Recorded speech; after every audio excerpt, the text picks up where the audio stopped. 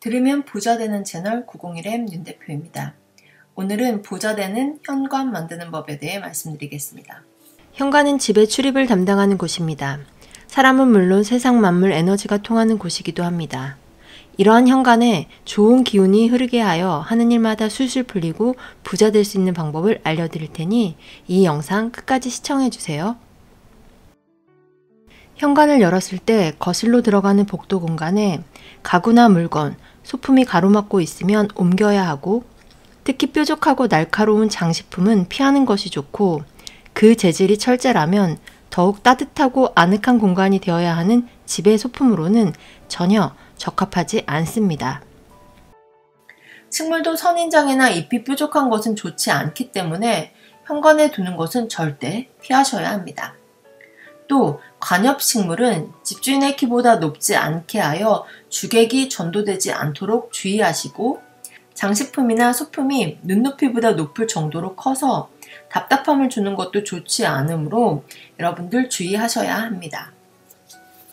현관에 들어서자마자 거울이 눈앞에 있거나 조금 떨어져 있더라도 문을 열었을 때 바로 보이는 것은 나쁜 영향을 끼칩니다. 자신의 모습이 비춰지는 것을 좋지 않게 보기 때문입니다. 왜냐하면 사람의 기운을 빼앗고 집 안으로 들어오는 행운을 되돌려 보내기 때문입니다. 현관문을 열었을 때 거울이 왼쪽에 있다면 재물운이 상승하며, 오른쪽에 있을 경우 출세운이 좋아집니다. 거울은 나무 테두리가 있고 작고 둥근 것이 좋습니다. 행여나 정면에 커다란 거울을 걸어야 한다면 나무 재질의 테두리가 있는 것을 선택하고 거울 앞에는 관엽식물을 두는 것이 좋습니다. 현관에서 정면으로 보이는 곳에는 빨간색이나 주황색 꽃그림을 걸어두면 재물운이 상승됩니다. 부정적인 기운을 내뿜는 구두 주걱, 우산, 쓰레기 등은 두지 않으셔야 합니다. 현관 바닥이 지저분하면 재물운을 기대하기 어렵습니다. 풍경은 작은 종처럼 만들어서 가운데 줄을 달고 그 아래 세 조각으로 된 붕어 모양을 달아서 바람 부는 대로 흔들리면서 맑은 소리를 냅니다. 탁한 기운의 소리로 생기를 부여하여 공간을 풍성하게 만듭니다. 정체되고 탁한 공간의 기운을 소리로 깨쳐 나쁜 기를 중화하게 하는 것입니다. 특히 가게뿐만 아니라 일반 주택에서도 현관 안쪽에 풍경을 달아 문을 열고 닫을 때 소리가 나게 하는 것은 좋은 기운을 받기 위함입니다. 골동품이나 수석 고가구 등은 자칫 공간의 기운을 음습하게 하고 탁하게 하기 쉽습니다. 그렇기 때문에 오래된 기운이 빠지도록 청결하고 밝은 장소에 두는 것이 좋습니다.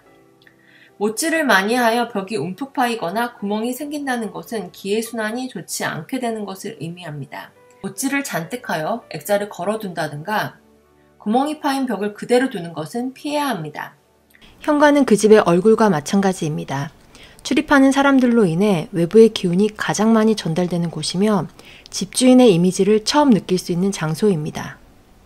현관은 집주인의 사업적 능력과 재물의 중심점입니다. 또한 가족들의 몸과 마음 그리고 두뇌 활동과도 매우 밀접한 관련성을 가지고 있으므로 절대 소홀히 넘길 수 없는 공간입니다. 현관은 외부에서 내부로 들어가는 집의 첫인상이고 좋은 기운이 들어오는 자리입니다. 우선 현관 입구를 지저분하게 놓아두어서는 안 되며 쓸데없는 잡동사니나 우산, 골프 가방 등도 두지 않아야 합니다. 대문이나 현관 앞에 쓰레기 봉투나 냄새나는 물건들을 내놓아서도 안 됩니다. 또 현관의 기능상 신발을 신고 벗는 곳이긴 하지만 수납하지 않고 너무 많은 신발을 밖에 두는 것도 좋지 않습니다. 현관문을 열면 바로 일직선 맞은편에 발코니가 보이거나 큰 창이 있으면 공간의 기운이 약해져서 재물이 머물지 못하고 빠져나가는 집이 되어 좋지 않습니다. 이러한 경우 거실로 향하는 복도 중간에 관엽식물을 두어 기가 빠져나가지 않게 하는 것이 좋습니다. 또는 현관 쪽에 공간 여유가 있다면 중문을 설치하거나 아니면 현관 앞에 가벽을 설치하여 들어가는 방향을 바꾸는 것도 방법이 될 수 있습니다. 내부가 보인다거나 가족의 일거수일투족이 훤히 노출되는 구조는 바람직하지 않습니다. 일상생활이 안정되지 않고 노출로 인해 심리적으로 불안할 뿐만 아니라 행동에 제약을 받는 불편함이 생길 수 있습니다. 이것은 재난, 손실 등 불길한 일이 발생할 수 있는 원인을 제공하는 셈입니다.